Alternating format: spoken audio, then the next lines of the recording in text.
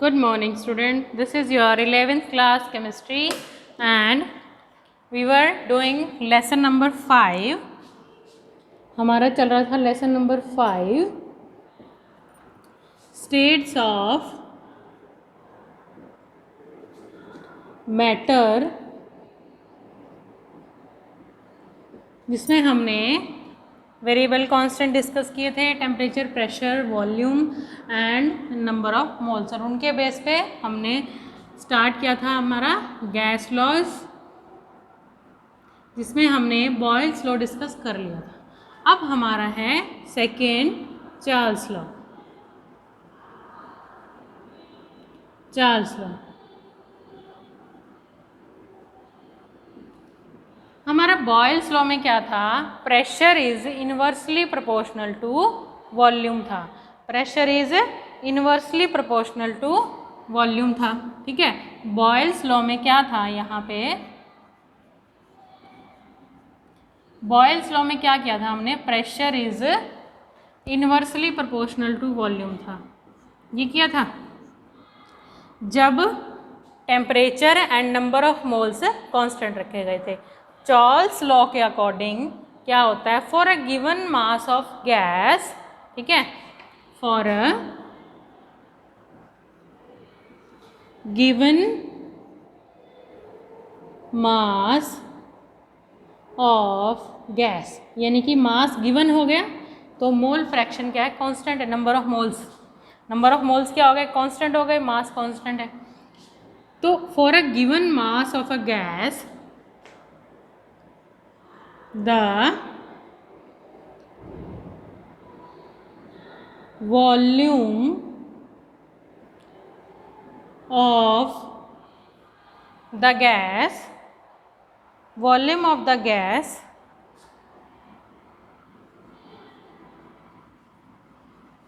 is directly proportional to temperature, या फिर आप इसको लिखेंगे at absolute temperature, directly proportional to, ठीक है। और volume of gas is directly proportional to temperature at क्या, और दूसरी चीज़ कांस्टेंट रखनी है, कांस्टेंट प्रेशर। तो क्या बोलता है हमारा Charles law? Volume is directly proportional to temperature. कब? जब प्रेशर और नंबर ऑफ मोल्स क्या रखे जाएं? आपके कांस्टेंट रखे जाएं। क्या रखे जाएं? Constant. Pressure and number of moles constant होंगे, वॉल्यूम तब डायरेक्टली प्रोपोर्शनल टू टेम्परेचर हो जाएगा। तो हम जब प्रोपोर्शनैलिटी का साइन हटाते हैं तो के लगा देते हैं, ठीक है। ये हो गया आपकी चार्ल्स इक्वेशन या चार्ल्स लॉ, ये डिफाइन करता है। तो आइडियल गैस इक्वेशन क्या होती है आपकी? P V equal to N R T, ये है P V equal to N R T. यहाँ से वॉल्यूम की वैल्यू निकालेंगे तो क्या आ जाएगा? V equal to N R T divided by P, ठीक है। V equal to N R T divide by T. तो इक्वेशन 1 एंड इक्वेशन 2 को अगर हम इक्वेट कर दें बाय, इसको इरेज कर रही हूँ मैं यहाँ से, कंफ्यूजन ना होता। Equation 1 and equation 2, equation 1 and equation 2 को जब हम इक्वेट करेंगे तो क्या आएगा आपका? v की वैल्यू के टी, वी की value N R T divide by P. तो K T is equal to N R T divide by P. Temperature से टेम्परेचर कैंसल, के की वैल्यू आ गई एन आर टी पी, ये आ गई। तो इससे क्या पता लग रहा है हमें? इससे पता लग रहा है कि जो आपका ये जो कांस्टेंट है, चार्ल्स लॉ कांस्टेंट, वो इन्वर्सली प्रोपोर्शनल है किसके? प्रेशर के। किसके? प्रेशर के इन्वर्सली प्रोपोर्शनल है। तो जितना के की वैल्यू बढ़ेगी उतना ही प्रेशर कम होगा, और जितना प्रेशर बढ़ेगा के की वैल्यू कम होगी। अब हम इसका ग्राफ प्लॉट करते हैं, V equal to K T. V equal to K T का ग्राफ कैसे प्लॉट करेंगे आप? इधर देखिए,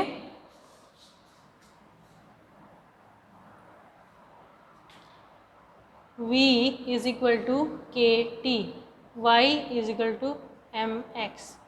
यही इक्वेशन लगाते हैं, एम एक्स प्लस सी लगाते हैं। सी यहाँ पर है नहीं, सी ज़ीरो है तो हम ले नहीं रहे हैं, ठीक है। तो y एक्सिस पे v आपका, x एक्सिस पे x आपका x यानी कि t और v, ठीक है। तो ये डायरेक्ट रिलेशन है ना, जितना वॉल्यूम बढ़ेगा उतना टेम्परेचर बढ़ेगा, जितना टेम्परेचर बढ़ेगा उतना वॉल्यूम बढ़ेगा। डायरेक्टली रिलेशन है ना, डायरेक्ट रिलेशन है ये, ठीक है, डायरेक्ट रिलेशन है ये। मैंने यहाँ से इरेज कर दिया है तो कन्फ्यूजन ना हो, डायरेक्ट रिलेशन है। अब देखो यहाँ पर आपने क्या देखा था, k is inversely proportional to 1/p। k क्या है यहाँ पे, स्लोप है, स्लोप होता है ये होता है स्लोप आपका k, ठीक है। अगर हम प्रेशर बढ़ा देते हैं, मान लो हमने प्रेशर बढ़ा दिया, प्रेशर बढ़ा देंगे तो क्या होगा, k कम हो जाएगा। प्रेशर बढ़ाएंगे तो k क्या हो जाएगा, कम हो जाएगा, k1 k2। और प्रेशर बढ़ाएंगे तो क्या हो जाएगा, k3। प्रेशर बढ़ाएंगे तो स्लोप कम होता जाएगा, प्रेशर बढ़ाएंगे तो स्लोप नीचे गिरता जाएगा, और अगर टेम्परेचर बढ़ाएंगे तो स्लोप ऊपर जाएगा। हमने बॉयल्स लॉ में पढ़ा था ना, ठीक है। तो k1 k2 एंड k3, इसमें k यहाँ पर pressure p1 p2 and p3, कौन सा प्रेशर सबसे ज़्यादा है, p3। p3 is greater than p2 is greater than p1, और k1 is greater than k2 is greater than k3, क्योंकि स्लोप जो है वो किसके है, इन्वर्सली प्रोपोर्शनल है। किसके इन्वर्सली प्रोपोर्शनल है, प्रेशर के, ठीक है। तो चार्ल्स लॉ में हमने क्या देखा था, कंपैरेटिव स्टडी करने के लिए हम इस ग्राफ को, बॉयल्स लॉ को के जो ग्राफ है उसको ड्रॉ करते हैं, बॉयल्स लॉ का जो ग्राफ है उसको ड्रॉ करते हैं हम।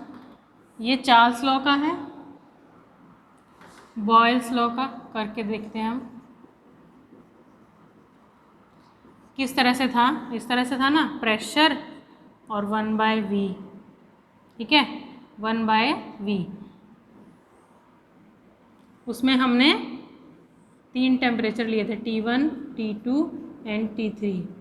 तो क्या हो रहा है, इसमें स्लोप बढ़ता जा रहा है। तो यहाँ पर आपका k1 k2 या फिर k1 k2 और k3 ले लो,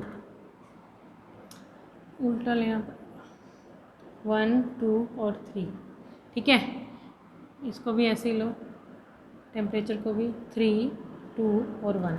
जैसे जैसे हम टेम्परेचर बढ़ाएंगे क्या होगा, प्रेशर, ये जो जैसे जैसे टेम्परेचर बढ़ाएंगे तो स्लोप आपका बढ़ता चला जाएगा, ठीक है, k की वैल्यू बढ़ती चली जाएगी इस तरह से, ठीक है।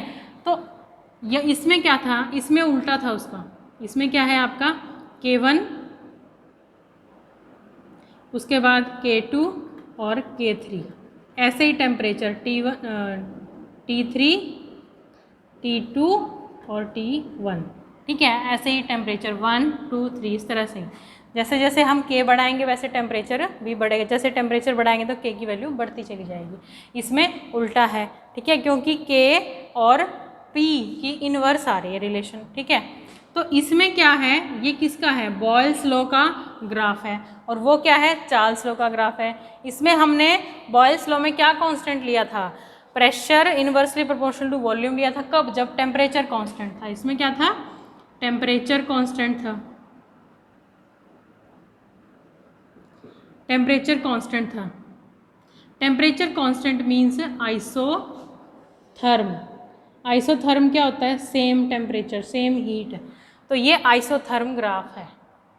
तो graph plot bye Boyle's law is isothermal graph, और ये वाले जो ग्राफ प्लॉट होते हैं इसको हम आइसोबार बोलते हैं। क्या बोलते हैं, आइसोबार्स। क्या बोलते हैं, आइसोबार्स। और ये होते हैं आपके आइसोथर्म्स, जिसमें टेम्परेचर कांस्टेंट रहता है, ठीक है। इसकी दूसरी फॉर्म अगर हम बॉयल्स लॉ में अगर हम इस तरह से करें, अभी तो हमने क्या था Boyle's law, P is inversely proportional to 1/v था ना, ठीक है, ऐसे प्लॉट कर दिया। अगर हम v को ऊपर ले लें तो ग्राफ कैसा है, पैराबोला जाएगा। v ले लें तो इस तरह से, जैसे जैसे प्रेशर बढ़ेगा वैसे वैसे वॉल्यूम घटेगी, इस तरह से ग्राफ आएगा आपका इन्वर्स रिलेशन का, ठीक है। बाकी इसमें तो डायरेक्ट रिलेशन ही है, चार्ल्स लॉ में तो सीधी लाइन जाएगी, ठीक है, सीधी लाइन जाएगी। ग्राफ प्लॉट करना आता है ना, 10th क्लास में आपने ग्राफ प्लॉट किए होंगे कि जो डायरेक्ट रिलेशन है, मतलब अगर प्रेशर वॉल्यूम जो है टेम्परेचर के साथ बढ़ रहा है तो सीधी आगे तक जाएगी, और अगर कम हो रहा है तो ये डिक्रीज़ हो जाएगी। ये आपका बॉयल्स लॉ है, चार्ल्स लॉ है। ये सीधी क्यों थी? ये 1/v लिया था हमने, ठीक है, ये क्या लिया था? 1/v लिया था।